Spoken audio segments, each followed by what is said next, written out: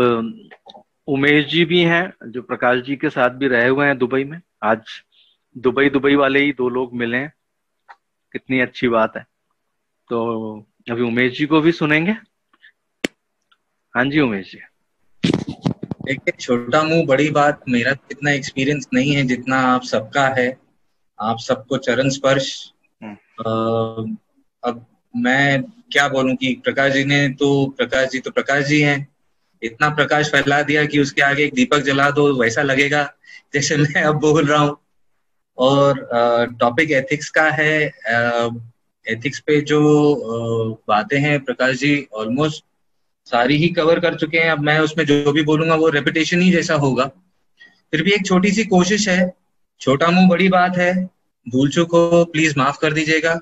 और अगर इसमें कुछ सुधार कर सकें तो I would love to learn. We are all here to learn. एक और बात मैं पहले बोलना चाहूंगा। देखिए, मेरी हिंदी इतनी अच्छी नहीं है। और जितने भी टॉपिक्स थे उसको मैंने इंग्लिश से हिंदी में ट्रांसलेट करने की कोशिश की है। तो कई एक वर्ड्स हैं जो मैं हिंदी नहीं रूपांतर कर पाता हूँ, या वो इफेक्ट या वो मीनिंग नहीं ला पाता हूँ। तो I will be using some, मैं थोड़े इंग्लिश के भी वर्ड्स यूज करूंगा।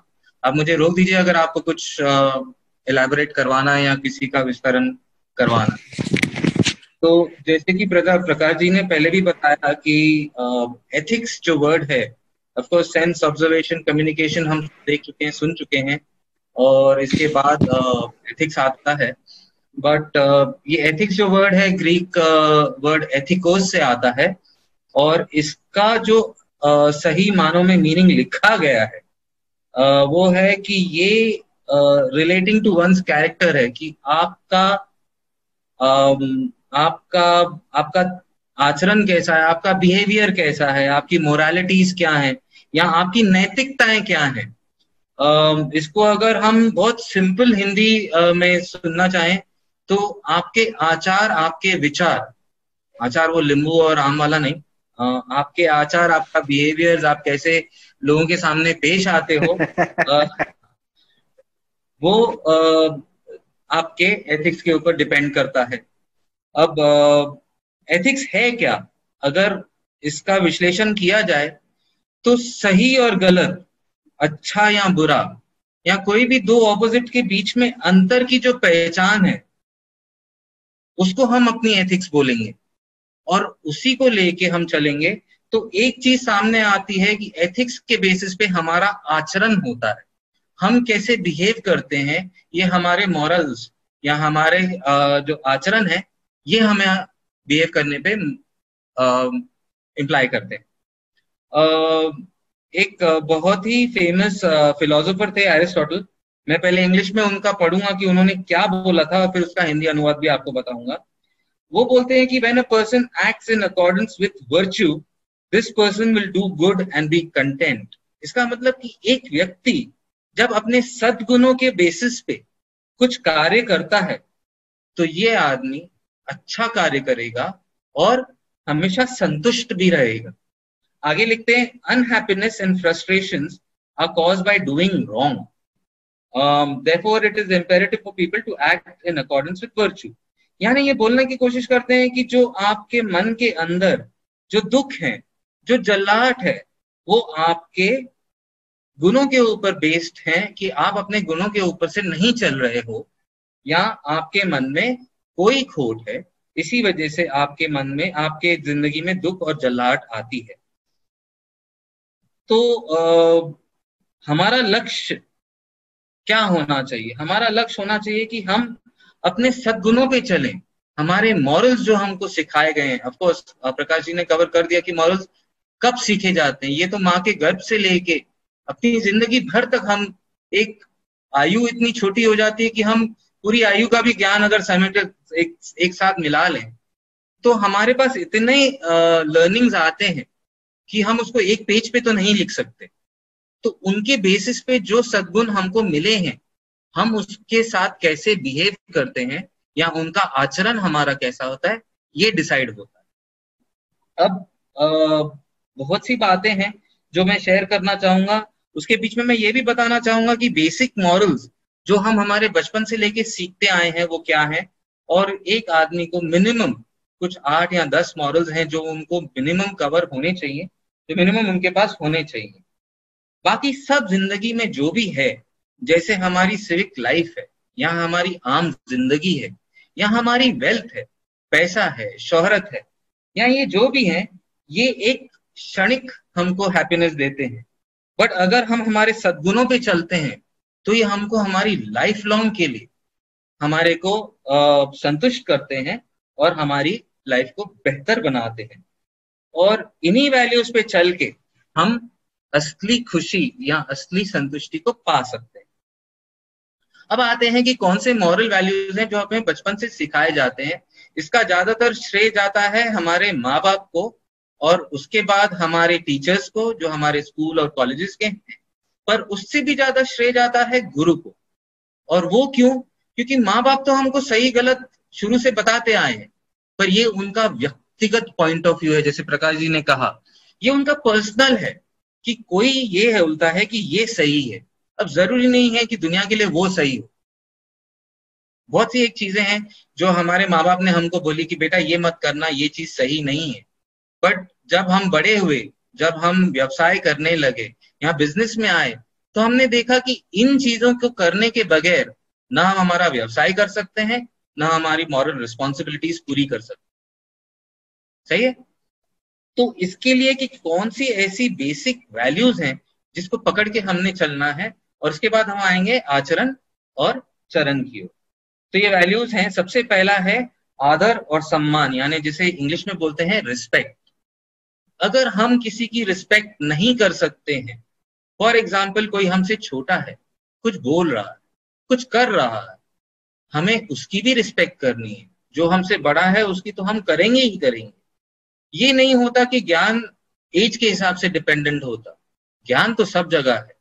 आज एक बच्चे भी ऐसे हैं जो हमसे ज्यादा नॉलेज रखते हैं, जो जिनके पास हमसे ज्यादा इंफॉर्मेशन है, जिनके पास हमसे ज्यादा समझ भी हो सकती है। तो हमें उसकी भी रिस्पेक्ट करनी है, हमें अच्छे की भी रिस्पेक्ट करनी है, और हमारी सोशल स्टैंडिंग की भी रिस्पेक्ट करनी है। तो पहला मॉरल हमारा जो आता है वो आता है रिस्पेक्ट या आदर और सम्मान। दूसरा सबसे बड़ा मॉरल वैल्यूज जो हमको सिखाता है वो होता है हमारा परिवार, हमारी फैमिली। अब हमारी फैमिली में कौन है? हमारी फैमिली में हमारे माँ है, हमारे बाप है, हमारे भाई हैं, हमारे बहन है। पर सिर्फ ये हमारी फैमिली नहीं है। आज मेरे साथ आप सब लोग मुझे सुन रहे हो, ये मेरा सौभाग्य है, ये मेरा भाग्य है कि मैं इस काबिल बना हूं कि आप लोगों के आगे दो शब्द कह पा रहा हूं। बट क्या ये मेरा परिवार नहीं है? तो मेरे परिवार वो सब है जिनके बीच में उठता बैठता हूँ, और इस परिवार के लिए हमें रिस्पेक्ट होनी चाहिए। एक परिवार में कैसे रहा जाता है, कैसे बिहेव किया जाता है, उसके डूज और डोंट्स, क्या सही है और क्या गलत है, इसकी पहचान हमें हमेशा होनी चाहिए, और वो रिस्पेक्ट उसी के साथ चलना चाहिए। तीसरा है एडजस्टमेंट और कॉम्प्रोमाइजिंग। आज आप एक देख लो कि आप किसी दो बंदों की शादी करते हो, या दो जनों के बीच में शादी का बंधन जो है, ये तो जरूरी नहीं कि दोनों लाइक माइंडेड हों, एक तरीके से सोचते हो। डेफिनेटली उनकी पर्सनालिटीज, उनके जो बिहेवियर्स हैं, उनकी जो लाइफ है और जो वो इंसान है, वो दोनों अलग अलग किस्म के हैं। तो जब तक उन दोनों में आपस में एडजस्टिंग नहीं होगी और कहीं ना कहीं कॉम्प्रोमाइजिंग नहीं होगा, तो उनकी लाइफ में वो सुख नहीं आ सकता जो वो एक्सपेक्ट करते हैं, और यही उनके दुख का कारण भी बनता है। तो उनको अपने आचरण में एडजस्टमेंट और कॉम्प्रोमाइज करना बहुत जरूरी है। यहाँ पे मैं एक और बात बोलना चाहूंगा, ये कॉम्प्रोमाइज लाइफ में हर एक जगह पे करना पड़ता है, बट कॉम्प्रोमाइज एक ऐसा वर्ड है जो एक दो धारी तलवार की तरह होता है। जैसे फॉर एग्जाम्पल, कॉम्प्रोमाइज मैं कहाँ करूं और कहाँ नहीं करूं, ये भी आपके आचरण पे डिपेंड करता है। अब कोई मुझे बोलता है कि कॉम्प्रोमाइज करो, और मुझे लगता है कि ये गलत है, ये नैतिक व्यवहार ही नहीं है, इसमें मैं किसी का बुरा कर रहा हूं, और वो कॉम्प्रोमाइज मेरे लिए भी अच्छा नहीं है, तो वो कॉम्प्रोमाइज गलत हो जाता है। पर ये सही और गलत का फैसला कौन करेगा? वो करेंगे हमारे आचरण। आचरण पे मैं फिर और बोलूंगा, बट अभी ये मॉरल वैल्यूज हम देखते हैं कि आगे और क्या है। कॉम्प्रोमाइज के बाद हमारी मेंटालिटी जो है, हमारी सोच जो है, और हमारा व्यवहार जो है वो हमेशा हेल्पिंग होना चाहिए, एक दूसरों की मदद करने के हमें हमें एक जिज्ञासा होनी चाहिए। एग्जाम्पल देता हूँ, जैसे मैं रास्ते पे जा रहा हूँ, एक बूढ़ा आदमी एक थैली भर के कुछ सामान ले जा रहा है, उसके हाथ से थैली गिर जाती, इमीडिएटली मेरे मन में ये ख्याल आना चाहिए मैं इसकी पहले मदद करूँ, पहले बूढ़े आदमी को सपोर्ट करूँ, उसका सामान उसे उठा के दूं। ये नहीं कि उसे झुक के उठाने दूं और उसके ऊपर हंसूं कि भाई देखो फुट फिसल गया। तो एक हेल्पिंग नेचर आदमी के अंदर से आना चाहिए। ये नहीं होता कि सामने वाला मुझे बोला अरे वो देख गिर गया उसको हेल्प करते, ये मुझे अपनी ऑब्जर्वेशन दिखाएगी और अपनी हेल्पिंग मेंटालिटी समझाएगी। तो हमारे आचरण में ये भी एक बहुत जरूरी हिस्सा है। रिस्पेक्टिंग रिलीजन, देखिए हमारे बीच में गुरुजी ने तो रिलीजन के नाम की कोई चीज रखी नहीं। आज तक हमने जितने भी हमारे गुरु परिवार हैं, हमने कभी ये नहीं देखा कि कौन किस रिलीजन में है या कौन किधर से है। तो गुरुजी हमें क्या सिखाना चाहते थे कि बेटा देखो, रिलीजन नाम तुम्हारा एक लाइफ पैटर्न फॉलो करने का तरीका ही होना चाहिए। आपको आपके आजू बाजू में या जितने भी लोग आपके संपर्क में हैं, उन सब के रिलीजन को रिस्पेक्ट करना है। वो किसकी पूजा करते हैं या वो कौन सा त्योहार मनाते हैं, इसमें आपकी रुचि इतनी होनी चाहिए कि आप उनको एंजॉय करने दो और उनके साथ आप खुद भी एंजॉय करो। ये आपका नैतिक रिस्पॉन्सिबिलिटी है, ये आपके अंदर होना चाहिए कि हर एक रिलीजन के लिए रिस्पेक्ट होना चाहिए। और ये अगर रिलीजन के लिए रिस्पेक्ट होगा तो ज्यादातर झगड़े जितने रिलीजन बेस्ड हैं ये मेरे ख्याल से नहीं होंगे। और आज की तारीख में तो हम सबको पता है कि आधी दुनिया तो झगड़ रही है अपने रिलीजन के बेसिस। तो अगर हम एक दूसरे के रिलीजन की रिस्पेक्ट करेंगे तो ये हेट्रेड जो हम एक दूसरे के साथ फैलाते हैं आए दिन व्हाट्सएप पे, इसके अगेंस्ट उसके अगेंस्ट, किसी रिलीजन के अगेंस्ट या किसी नेशनलिटी के अगेंस्ट हम बोलते हैं और हम वो फॉरवर्ड्स भी करते हैं, तो ये हेट्रेड बढ़ेगा। ये इंसानियत का ऑपोजिशन है, हम इंसानियत को सपोर्ट नहीं कर रहे हैं। तो हमें हर एक रिलीजन को और इंसान को रिस्पेक्ट करना। जस्टिस, जस्टिस यानी आप इसको ये भी बोल सकते हो कि एक तरीके से हम किसी गलत काम को ना तो सपोर्ट करेंगे और ना ही करेंगे खुद। सब जगह हम ये देखेंगे कि जो हरकतें हैं या जो काम है वो सबकी भलाई के लिए है, it is beneficial to all, और वो जस्ट हो यानी सबके लिए अच्छा हो, इसमें किसी का नुकसान ना हो। सबसे बड़ा जो मॉरल टॉपिक आता है वो आता है ऑनेस्टी का, यानी आपकी सच्चाई, आपकी सात्विकता, या आप कितने सच्चे हो। और ये सच्चे होने का मतलब ये नहीं कि मैं किसी को झूठ नहीं बोलूं तो मैं सच्चा हो गया। गुरुजी भी बोला करते हैं सच्चा है तो क्या करूं, चाटूं। तो ऑनेस्टी सबके प्रति तो होनी चाहिए, पर उससे ज्यादा अपने प्रति होनी चाहिए। आप अगर अपने आप से झूठ बोलना छोड़ दोगे तो आपकी हिम्मत नहीं होगी दूसरे किसी को झूठ बोलने की। सबसे पहले अपने आप को, अपने अंतर मन को फेस करें कि आप अपने आप से ऑनेस्ट हो जाएं, आप अपने आप को सच बोलें। और सच्ची बात बोलता हूं, honesty is one of the best policies. अगर आप किसी को सच बोल के अगर थोड़ी टाइम के लिए उसको दुख भी होता है, अगर उसका वो खत्म कर दिया उधर, तो आपको झूठ का सहारा नहीं लेना पड़ेगा और उसको बार बार कवर अप करने की जरूरत नहीं पड़ेगी। एक बार के दुख में वो पूरा सही हो जाएगा। और ऑनेस्टी हमको एक चीज और सिखाती है जो बहुत रेयरली लोग समझ पाते हैं, कि आज अगर मैं सच्चा हूं और मुझे कोई आज्ञा मिली है या मुझे कोई सेवा मिली है, अगर मैं अपने आप से सच्चा हूं तो मैं ये जरूर देखूंगा कि ये सेवा मैंने अपने सद्भाव से की है, अपने अपने आचरण के हिसाब से की है और दूसरों के जन कल्याण के लिए की है, सिर्फ अपनी भलाई के लिए नहीं की। ऑफकोर्स उसमें से जो सेवा करेंगे उसका फल तो आपको मिलेगा, पर वो फल की इच्छा नहीं रखी, निष्काम सेवा की है। तो वो ऑनेस्टी होती है जो आपको ये करने पे आपको हेल्प करेगी। 8वां पॉइंट मेरा है कि किसी को दुख नहीं पहुंचाना, किसी को हर्ट नहीं करना चाहिए। आपने किसी को 2 थप्पड़ लगा दिए तो उसको दर्द तो बहुत होगा, पर सिर्फ वो दर्द 2 मिनट का नहीं रहेगा जो उसके गाल पे पड़ा, वो दर्द उसके दिल में जीता रहेगा। तो आप अपने एक एक शब्द को जब बोलते हैं या किसी से कोई बात भी करते हैं, भले वो कोई भी हो, आपकी औलाद हो, आपके माता पिता हो, आपके गुरु भाई हो, या आपके दोस्त हो, या आपसे कोई काम जो आपके सहभागी हैं काम के, जो आपके कलीग्स हैं, आप उनको कुछ ऐसा ना बोलें कि उनको हर्ट फील हो। अच्छा बोलें, अच्छा करें। 9वां पॉइंट थोड़ा सा इंपॉर्टेंस है इसका, और इसका है नाम चोरी।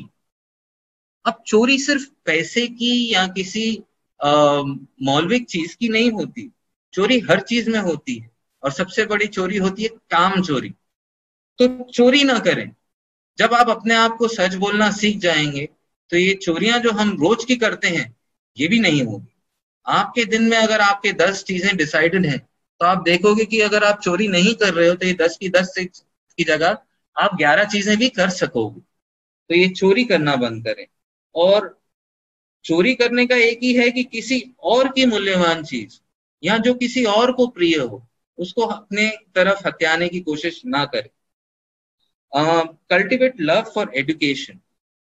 आज की तारीख में, आज के, आप किसी भी एंगल से इसे देखो, ज्ञान के एंगल से देखो, एजुकेशन के एंगल से देखो, नॉलेज के एंगल से देखो, आप किसी भी एंगल से देखो तो ज्ञान अति आवश्यक है।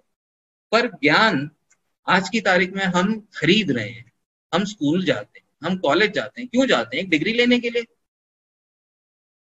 सिर्फ एक डिग्री लेने के लिए, ताकि हमको कोई अच्छी नौकरी मिले या हम कोई अच्छे बिजनेसमैन बने। तो ये एजुकेशन क्या है? या हमने जो पढ़ा वो क्यों पढ़ा, उसके बारे में कभी सोचा?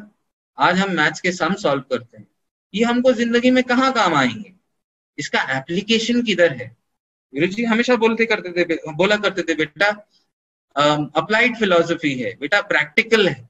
जब तक प्रैक्टिस में नहीं लाओगे तब तक समझोगे नहीं, तुम्हें समझ में ही नहीं आएगा।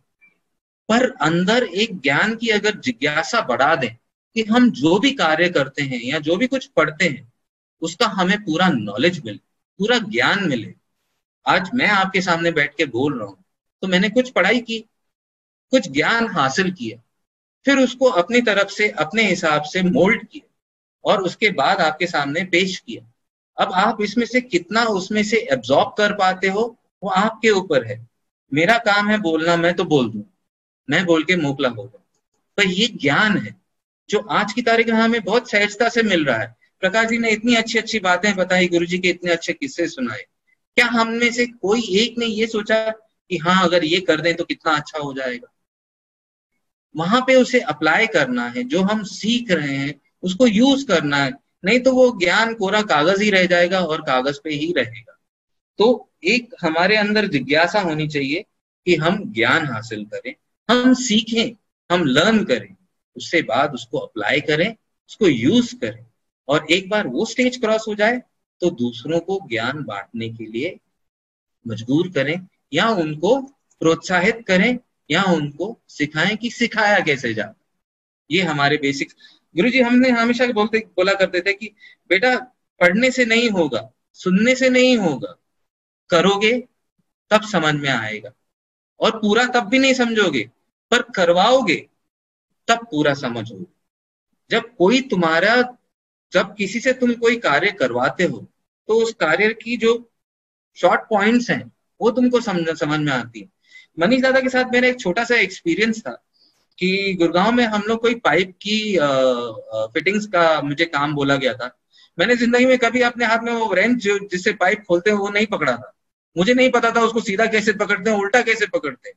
तो मनीष दादा की जो थी उन्होंने मेरे को सिखाया कि बेटा इसको ऐसे पकड़ते हैं, इसको ऐसे ताकत लगाते हैं, ये हाथ पे इधर पकड़ो, वो हाथ पे उधर पकड़ो। उसके बाद किसी तरीके से हल्के से मैंने पाइप खोला और थोड़ा बहुत मैं कर पाया। बट अगर मेरे में वो जिज्ञासा नहीं होती सीखने की तो क्या होगा? तो मनीष दादा ने तो सीख लिया था, पर मुझसे करवा के उनको उसके फाइन पॉइंट समझ में आए कि इसके आगे अभी और क्या लेसन है, इसके आगे और क्या सीख मिलती है। तो ये एक सिर्फ एग्जाम्पल की तरह मैं आपको बता रहा हूं कि जब हम किसी से करवाएंगे तो हमको उसके फाइन पॉइंट्स मालूम पड़ेंगे, उसकी डिफिकल्टी समझ में आएंगी। तो ये वैल्यूज हैं जो हमारे बेसिक्स और हमारे आधार हैं, किस चीज के लिए? हमारे आचरण के लिए। और ये आधारों पे जब हम चलेंगे तो हमारे आचरण उस पर डिपेंडेंट रहेंगे, और यही हमारे गुण है जिस पे हमने चलना है। कभी आप लोगों ने, किसी ने सोचा है कि गुरुजी ने 2 रूम आसपास बनाए थे जिसमें एक का नाम है आचरण और दूसरे का नाम है चरण, पर ये दोनों रूम अगल बगल में। ये रूम 2 क्यों है, एक साथ क्यों नहीं? तो जैसे कि मुझे समझ में आया कि जब तक चरण नहीं होगा तब तक हमारी चरण की तरफ जो जर्नी है वो कंप्लीट नहीं हो सकती। हम कभी चरण की तरफ पहुंचेंगे ही नहीं जब तक हमारे आचरण ठीक नहीं हो। एक बार हमें हमारे आचरण की तरफ ध्यान देना पड़ेगा, तो हम चरणों की तरफ पहुंचेंगे। और जब हम चरणों की तरफ पहुंचेंगे तो हम शीश अर्पण कर पाएंगे, और तब जाके हम शिष्य बनेंगे। शीश दिए शिष्य बने।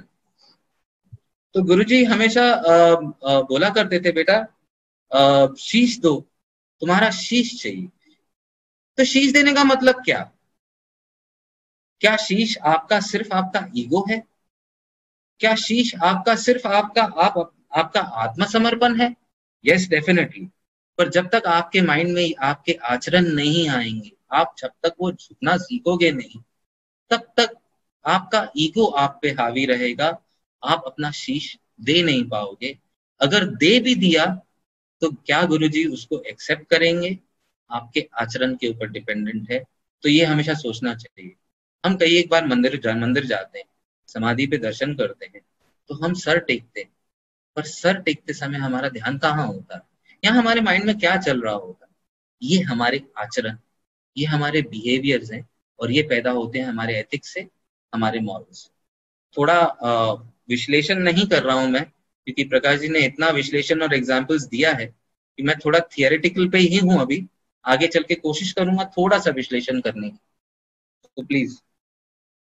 तो बोलने का मतलब ये है कि अगर हमें सचमुच कुछ सीखना है या लाइफ में कुछ बनना है, तो पहले शीश देना होगा। शीश देंगे तो चरण की ओर पहुंचेंगे और शिष्य बनेंगे। शिष्य बनेंगे तब जाके सीखेंगे, और उसी में हमारा गुरु तत्व पैदा होगा, और फिर हम उसे किसी और में बांट पाएंगे। पर ये तब तक नहीं होगा जब तक हमारे मॉरल्स या हमारे एथिक्स हम बेसिक्स नहीं करें। तो एक बात मैं आपसे पूछना चाहूंगा कि हम किसकी सुने? जैसे प्रकाश जी ने बोला कि धर्म संकट तो हर दिन आते हैं, कि लाइफ में डिसीजंस ऐसे भी लेने पड़ते हैं जो हमें समझ में नहीं आते कि क्या सही है, क्या गलत है, क्या अच्छा है या क्या बुरा है। तो वो क्या चीज है जो हमको ये दिखाएगी कि हमें क्या करना चाहिए, क्या नहीं करना चाहिए? प्रकाश जी, आपने जो एग्जाम्पल बताया हॉस्पिटल का, मुझे बात बहुत माइंड में यही एक मैं कॉन्सेंट्रेशन पे था कि आपने कहा कि मैंने आंखें बंद करके गुरु ध्यान किया। तो गुरु ध्यान किया तब आपको पता चला कि आपने क्या डिसीजन लेना है। तो आपके आचरण में गुरु ध्यान इज डेफिनेटली अ मस्ट। आप जब तक गुरु जी का ध्यान नहीं करोगे, आपको सही गलत की पहचान नहीं होगी, और तब तक आपका आचरण सही डायरेक्शन में नहीं आएगा। आप डिसीजन तो ले लोगे, बट डिसीजन जो आप लोगे या जो आप डिसाइड करोगे, उसके आफ्टर इफेक्ट्स भी होंगे। पर अगर गुरु ध्यान से आपने किया है तो गुरु जी उसके ऊपर जरूर अपनी कृपा बरसाएंगे और अच्छा करेंगे। तो गुरु जी हमेशा बोला करते थे कि आई एम ओबीडियंट। तो आप मुझे बताइए कि आपको क्या करना है? मैं ओबीडियंट हूं तो मैं ओबे करूंगा। और हमारे शिष्य बनने का सबसे पहला जो पॉइंट है, ठीक है हमने शीश दे दिया, गुरुजी ने एक्सेप्ट किया नहीं किया वो हमारे आचरण पे डिपेंडेंट है, बट इसके लिए हमें क्या करना चाहिए? हमें जो बंद करना चाहिए, जो सबसे पहले हमें सीखना चाहिए, वो है ओबीडियंस। आज गुरुजी इतने आगे बढ़ गए थे, स्पिरिचुअली इतने एडवांस लेवल पे पहुंच गए थे, जगत के मालिक हैं, बट वो अपने आप को बोलते थे कि आई एम ओबीडियंट। क्यों बोलते थे कि आई एम ओबीडियंट? जब तक आप ओबीडियंस में नहीं आओगे, आप शिष्य बन पाओगे क्या? ये सवाल आपको अपने आप से पूछना है। आज आपने गुरु जी के प्रवचन सुने, बट आप अगर ओबीडियंट हो तो उनको फॉलो करोगे। तो जब तक ओबीडियंस नहीं आएगी तब तक उनको फॉलो करना बहुत मुश्किल है। और एक बार ओबीडियंस आ गई तो आपको गुरु ध्यान में जाना पड़ेगा, और आपको आपकी जो धर्म संकट की मोमेंट है उसका विश्लेषण गुरुजी को बताना पड़ेगा। सांस जाए गुरु का नाम लो, सांस निकले गुरु का नाम लो, मंत्र शुरू रखो। मंत्र क्यों बोलते हैं शुरू रखने के? क्योंकि अगर मन का तंत्र चलता रहेगा तो गुरुजी आपके साथ कनेक्शन में आएंगे, आपको गाइड करेंगे कि बेटा क्या सही है क्या नहीं। और इसका एक मैं बोलूंगा सबसे डिफिकल्ट भी यही है और सबसे इजी भी यही है। अगर आपने अपना हर कार्य गुरु ध्यान से किया तो आपका कार्य कभी विफल नहीं हो सकता, कभी रॉन्ग नहीं जा सकता, आपके साथ कभी बुरा नहीं हो सकता।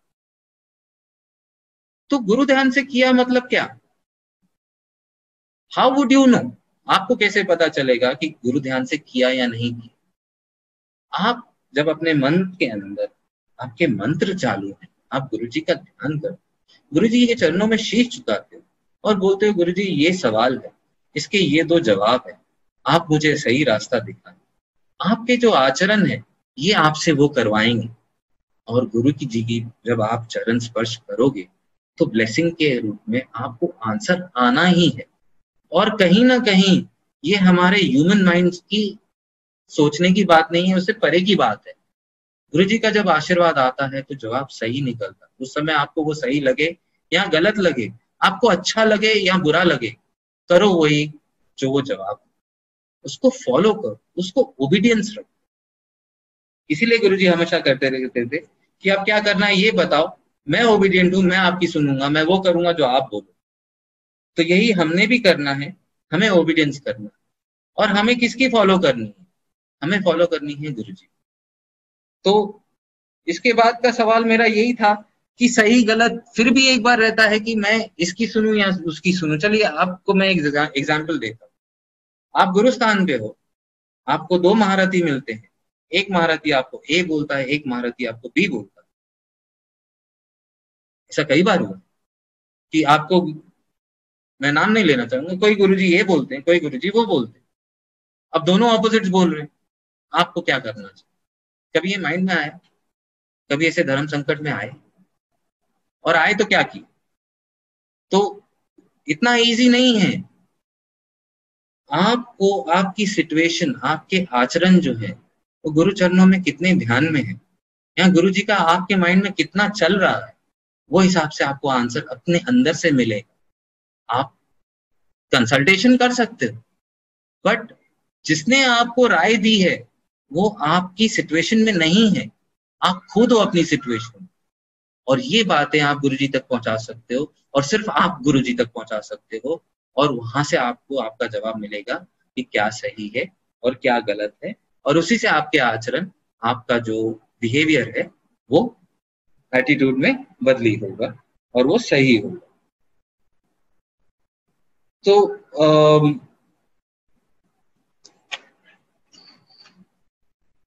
अब हमारा कैरेक्टरिस्टिक कैसे बनेगा? हमारे आचरण के बेसिस पे ये डिसाइड होगा कि हम क्या बनेंगे।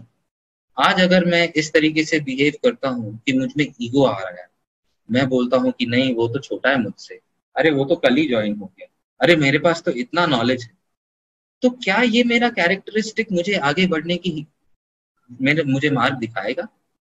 ये मेरा जो आचरण है क्या मुझे सही है?